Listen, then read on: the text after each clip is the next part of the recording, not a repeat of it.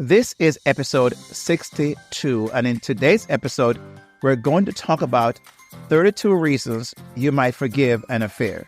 32 reasons you might forgive an affair. 32 reasons, Kingsley? That many? Well, this is only the reasons that were done in a research that were the most common reasons why people forgive an affair, and that's why I mentioned that.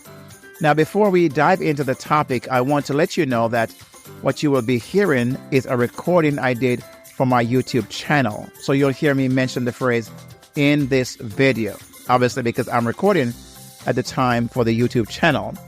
If you haven't checked out my YouTube channel, you might want to do so. And when you do, make sure you subscribe to the channel. The links will be in the description that follows this episode. But for the sake of those who might want to just go and look, it's just my name, Kingsley Grant. So if you go on YouTube and search my name, Kingsley Grant, you'll find my YouTube channel. Because I know that I would be making the recording into this podcast, I did mention about that inside the YouTube. So when you hear it, that you know I was deliberate in mentioning that in the recording. So stay tuned. Hello and welcome to the Happier Marriage Podcast, a podcast for spouses longing to have a happier marriage so they can feel more connected, desired and supported. Now, to start the show, here is your host and Sherpa, licensed marriage and family therapist and certified relationship coach, Kingsley Grant. Thanks for joining me today, and I want to say I'm very appreciative of you being here. This means a lot to me. And on today's episode, you're going to hear me share again, as I mentioned, the 32 most common reasons why a spouse might choose to forgive his or her partner. And this may apply to you. And if it does, I want you to prayerfully consider listening as you listen to ask God what he wants you to do in your situation. Here's what I know. What you don't want to do is to make a hasty and not well thought out decision. And even one that you have sought out counsel. Because as the Bible says, in the multitude of counselors, there is much wisdom, right? Now, these most common reasons that I'll be sharing in this episode is from research that was done over time with a wide population of people in relationships, not only marriage, but I will be focusing on forgiveness within the marriage context, okay? And so I want you to listen. And again, if you're in this situation, I want you to be very careful about what decision you make so it's not a hasty one. Because when you make a hasty or emotionally charged decision, as you may have known, may have experienced, or may experience if you do, more times than not, it isn't the best decision. And I'll be sharing why that is so, and why you might want to consider forgiveness right after this. So, the big question is this. How is it possible that you have a happier marriage when you feel like you've tried everything? Your spouse isn't making an effort. You're exhausted. You feel like giving up. Or there's so much hurt that's taken place between you and your spouse. That is the question, and this podcast will give you the answers. Now, before I step back and let you hear the podcast episode for today, that is the 32 most common reasons you might forgive an affair, can I ask you to do me a huge favor? Would you please share this episode with one or two of your married friends? I would greatly appreciate that. Now, without any further ado, let us dive into today's episode. And remember, this is audio from the video recording. Hey there, Kingsley here. Today, we're going to talk about something that's a bit serious, but also really important. And that is forgiving infidelity, forgiving an affair. Now, this is a tough topic, as you can imagine, from the various standpoint, because of how it's experienced and the impact it has on a marriage or relationship, both for the person who have been felt as if they have been, betrayed, but also the person who is involved. And so it's important that we talk about this. I think, and my thought is, I believe you think the same way as well. So this video is for you who have been cheated on and are considering forgiveness for your spouse who has cheated on you. Now, researcher Dr. Mariana Bakarova from the University of Toronto, and I hope I didn't destroy her name, she found that there are 32 common reasons why people consider forgiving the one who has cheated on them. And this was listed in the October 2022 issue of Psychology Today, from which I took these 32 common reasons, which I want to share with you today. Now, I've added a brief commentary beside each one. So if you found the article, if you saw the article, you would say, wait a minute, that was not there. Yeah, because I'm going to list what she shared, but I'm also going to give just a brief commentary on each one of those reasons that she gave. Now, as you listen, I'd like to hear your thoughts on this topic. So make sure that you comment below the description and that accompanies this video. Now, for those of you who will be listening to this on the Happier Marriage podcast, make sure you send me a DM or on Facebook or IG, Instagram, or a comment on the social media platform where you may see this post. You can also leave, which I hope you do, a rating and a review, and I really appreciate that. So with that said, let's dive in and learn a bit more about what these 32 common reasons why someone would consider forgiving their spouse. Well, before I want to mention that she brought this down in four different categories. So I'm going to list the category and then list the reasons under each of those categories. So the first category she mentioned was because of the children. And this, I believe, is a good reasons why you may want to consider forgiveness. Now, she gave three subtopics under this, and the first one was that the argument is that we have children together. Now, sometimes people forgive because they have kids and want to keep the family together, which is, I believe, is a good enough reason. Secondly, we have young children together. When kids are little, some people forgive so they can give them a happy, secure, stable family. And thirdly, my children asked me to forgive. Children might ask their parents to forgive the person, their dad or their mom, who had an affair because they want everyone to be happy again. So that's the first category. The second category she listed was their own infidelity. And she listed two under this one. And she says this, that someone might be thinking that they are planning, and they know this, to cheat themselves. They're going to have an affair. And so surprisingly, some people forgive because they are thinking of cheating as well. Or they have cheated already, and so they might forgive because they have also made a mistake in the past and understand how it feels. And so they're willing to offer forgiveness. Let me just mention this, that, as a licensed marriage and family therapist who have been working in this field for over almost 2 decades or more, the more I think about this, and having been married myself for almost 4 decades. And in my work, I've worked with so many couples, hundreds of couples. As you can imagine, I have experienced, work with couples who have experienced infidelity and an affair in their marriage. And what I find, I remember working with one, not just one, but more than one couple who have, when I work with them, individually as well as together, have stated, I too have had an affair in our relationship. And so it made it easier for me. Not easier. The word they used was, I feel like, it's only right. It's only right that I forgive my spouse as well, because I have been there. I've done it.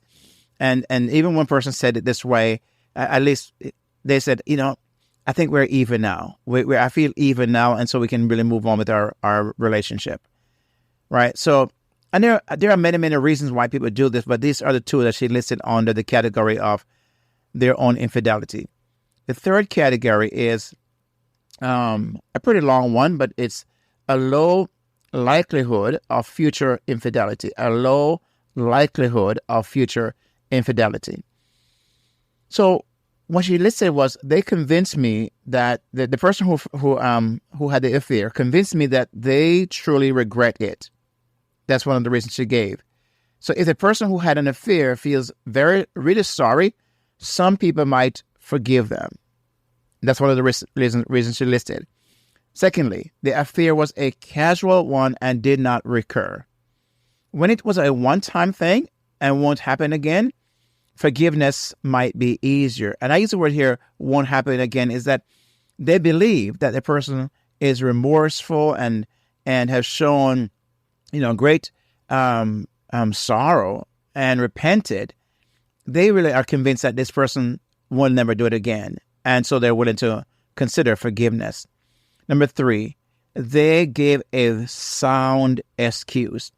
Sometimes if there's a good reason, now you may say good reason. There's never a good reason that a person have an affair. And you're right. Nothing justifies that. I want to make sure I'm clear and I'm on record of saying there's nothing that justifies that. But however, if someone gives a sound excuse, sometimes if there's a good reason behind their affair, people might find it in their heart to forgive. Okay? Number 4, they say they will not do it again. Promising not to cheat, again, could be a reason for forgiveness. Now, that is one that a person may have to really chew on for a while, because they're simply saying, how can I believe you this time if you did it the first time? But sometimes, a person may come to their senses or have a come to Jesus moment, and they promise that they're never going to do it again. And that person have to decide. And again, remember, all of these are going to be, they're not necessarily true for every person. Every situation is different, and I can't tell a couple what they need to do. I can make some suggestions and show why either forgiveness might be helpful or why they may want to do some deeper work, individual work, and so on. But I believe that forgiveness is really the way forward. And so there are always exceptions, but I believe, especially as a Christian, that God has called us to forgive, and we have no choice. We have no choice but to forgive. Now, it doesn't mean that because we forgive, we have to put ourselves back in the situation to over and over again. Not necessarily. There are even scriptural reasons given to hold a person accountable and make sure that they bring forth, as the Bible says, fruit worthy of repentance, right? They've got to show that. So when I say that, there's a good reason behind, if there's a good reason behind the affair, and again, I hate to use the word good because there's no good reason, right? But if there's a reason, let's put it that way, that's convincing enough, that person may find it in their heart to forgive. Number 4, I'm sorry, and that was number 4. Number 5, they showed me that they really want to be with me. So when the person proves their love, it might lead to forgiveness. They really have convinced the person that they want to be with them. Number 6, I love them. I just love my husband. I love my wife. And, I've had couples who have said that to me. I know he's have done this. I know she've done this. But I truly love her. I truly love him. And I want to be with him. And so love is a powerful thing. And it may be the reason why it makes forgiveness easier, because it truly love. Say, well, Kingsley, that's stupid love. No. You have to understand, when you truly love someone, for God so loved the world that he gave his only begotten son. That's what love does. True, deep love does things that you would never understand unless you have that kind of love yourself. Number 7, it was the first time they did it. First time mistakes might be forgiven more easily, right? Because I know the mind is, okay, if this happened this time, then could it have happened in the past and I just don't know about it? And that's true, it could. But here's the thing. But if you know your husband or your wife, you have a good idea whether or not what you're listening into make it really to you is a first time thing. Number 8, they confess it on their own. If the person admits their mistake, forgiveness might be on the horizon, right? It's not that the person found out or they, had to go snooping. They confessed it on their own. And that it's tend to be a bit easier, but it's a lot of work has to be done as well. Number 9, they did it only once. One-time slip-ups might be forgivable. And I kind of covered that before.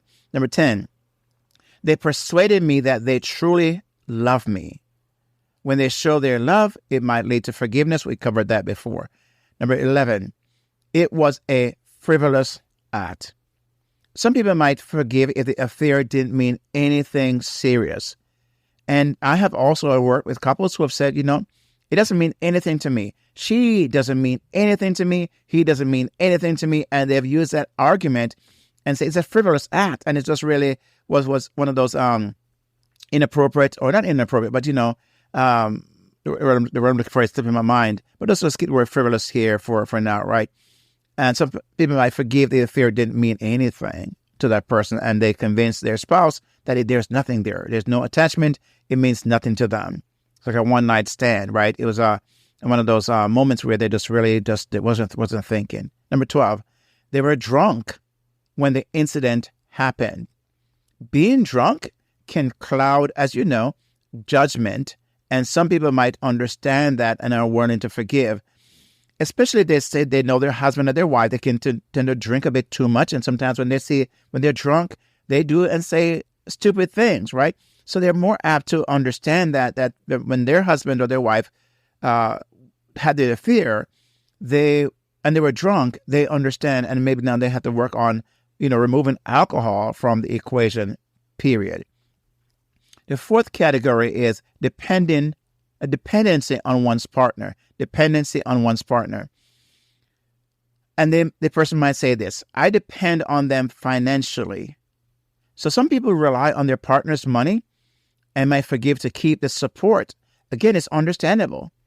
And I'm not the person to make that judgment call. But some people recognize that if they divorce, what's going to happen to them financially? I cannot tell you the amount of persons that I've listened to. And the first thought is, I don't know how I'm going to afford being on my own, because the other person was a main breadwinner, for example. And so they just freak out. I don't know. So they might choose to forgive for the sake of their financial dependence. Number 2, I cannot easily find someone else. If it's hard to find another partner, some people might forgive the one that they have, right, who have done this deed, because they think about, man, I'm older, or I've been married for so long, I don't even know how to get started on this whole thing anymore, and I can't find someone else, so they'll forgive. Number 3, I do not have another place to stay. This is a big one also, right? Without anywhere else to go, forgiveness might be a choice, because they're simply saying, you know what, I think better to work on our marriage and our relationship than to break it up, and then I don't know where I'm going to go. That's a big thing for people. And so we can't judge and say how stupid they are. We don't know until we walk in someone's shoes why they made the certain decision they made. And how am I to judge? However, I can come alongside and help them to now navigate that decision in a better way, or help with more clarity. Number 4, I received financial support from them. Getting money from the partner might make forgiveness more likely, and I covered that earlier as well. Number 5, I fear someone else will take them from me. Being afraid of losing your partner, your husband, your wife to someone else might lead to forgiveness. And again, when you think about all the investment of time and energy into the relationship, and know someone else is going to be with that person, it's hard. I've seen people fought for their relationship based upon that. Number 6, I am used to being with them. When you're used to someone, you might forgive to keep that familiar, keep things familiar, right?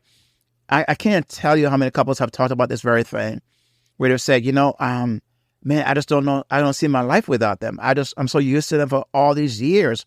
We get up together, we go to bed together, and so because they're so used to that, it's a familiar place, they will choose to consider forgiveness. Number 7, my family urge me to forgive them. Sometimes family members might encourage forgiveness because they might see something that the person who's in it don't see right away.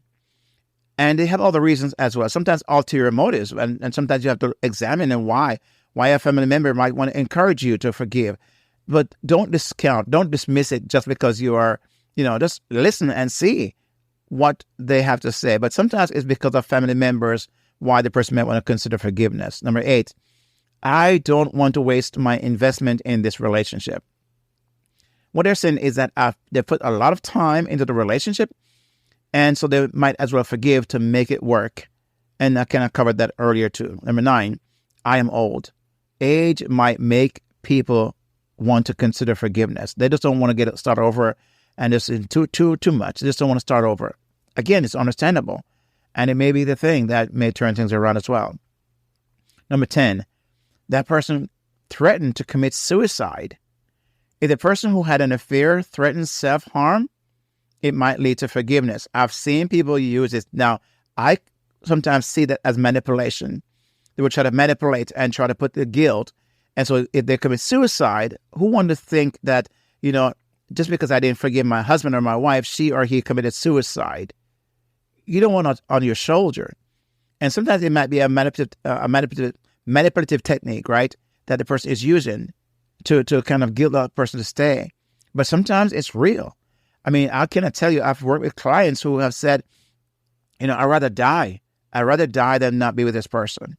So yes, that can happen. So you have to really, truly don't take any suicidal kind of comment loosely or just, no, take it very seriously. I take it very seriously. And of course, this is where you want professional help to see how you can assess to make sure that this person is not going to commit suicide. And everything I've covered so far, I recommend getting that outside professional help to guide you into, once you made the decision to forgive, how to navigate that, right? I think it's better to not just it's best not to do this on your own because you're so emotional, you're so much in it that you could really be overlooking some things, or maybe you're kind of factoring some things that may not really be facts. It's just with feelings. And so it's good to have a third person who understands this dynamic to help walk you through this as well. And number 11, they are seriously ill. Serious illness might lead to forgiveness because of sympathy and empathy and compassion, right? So I've seen that where, again, a person would say, I'm just here because I can't just leave my husband or my wife because they're sick. And this could be mentally, and this could be physically, right? Or even emotionally. But most times it's when it's physical, where you're thinking that, man, my husband, my partner is really sick and they could die. And here it is that I could have forgiven them. And basically, at least if they do die, I don't have to have that on my shoulder and carry that into my future. Now, as you can see, there are a number of reasons. These are 32 of the most common reasons. But here's what happened, that as we're coming to the end of this topic, it's understandable, or I want to make sure that I mention this, that forgiveness can be complicated, right? But understanding these reasons that I've just shared can help us be more understanding and kind and empathetic. Remember, it's essential to treat each other with love and respect in all of our relationships. Even when something like this has happened, it's important to walk in a way that's dignified. It's a way that, don't lose yourself in this process. Don't become someone else. As a matter of fact, if you are a Christ follower, this is where you really, truly need to exemplify what Christ would do if he was in a situation like you were. And I know also that when it comes to, women and men, they think differently about forgiving an affair, right? But I still believe that both parties need to consider whether or not divorce is the best option. And sometimes it is not. I've known people who have had parents who had a very open, where affair was very open, very public, and they chose to stay together. Of course, ridiculed by others and questioned and judged by others, but they made that decision to stay together. And that was the best decision they made, because the kids who are adults now have told me that, they're glad their parents stayed together and did not divorce. As a matter of fact, most studies show that when you're able to forgive and stay together, you're more likely to look back 5, 8, 7, 8 years from now and look at it as the best decision you made for your family. So again, I'm not here to tell you what to do, but I just want to highlight these ideas as well. As you can tell, there's different reasons why people consider forgiveness. But I want to say again, for me as a Christ follower, my first thing would be that God has called me to forgive no matter what, because He's forgiven me of my sins, of the things I've done wrong. Now, people are more likely to forgive if they truly believe in their heart that it won't ever happen again, and they want to save their marriage. I don't know where you fall on this. I don't know where you are at right now, but I just pray that God would give you the grace. And remember, again, is to be, see this as could be an opportunity. It could be an opportunity for a reset. I wanted to share something that I wrote down here. I want to make sure I don't miss this, because I think that it was such an important thing. So forgive me while I'm looking here at what I wrote down. Where did I write that? Up here. So I think this is also important to understand that this is, I want to wrap it up with this, that having an affair or an infidelity, it often leads most people to the end of a relationship. But in some cases, it marks the beginning of a new relationship. Yes, perhaps more painful, but it might be because of the pain, you're able to gain something totally different. People have said to me, I want to go back to what we were before. I said, are you sure you want to go back to how the things were before the affair? You want to go back to that? I wonder if that was the reason why the affair occurred. Again, there's no excuse. We can't justify that.